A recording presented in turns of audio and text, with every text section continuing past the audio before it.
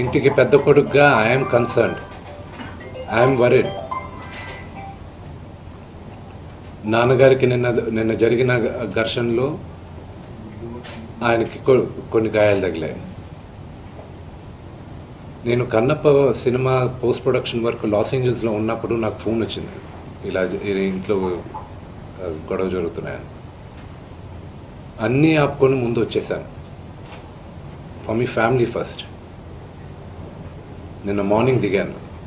But I'm not able to understand అది ఇంత నేను లేని ఒక 3-4 రోజుల్లో how did this escalate so much అని.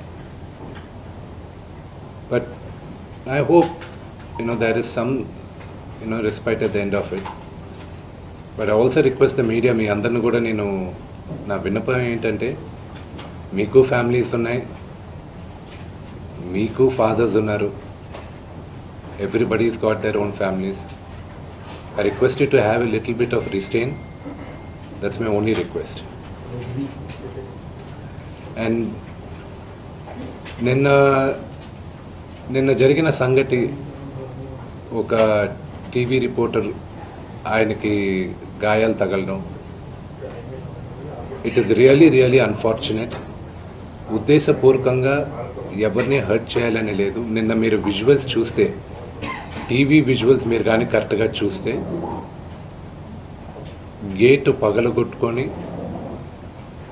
తోసుకొని గేటు ఎరగొట్టి లోపలికి వచ్చేటప్పటికి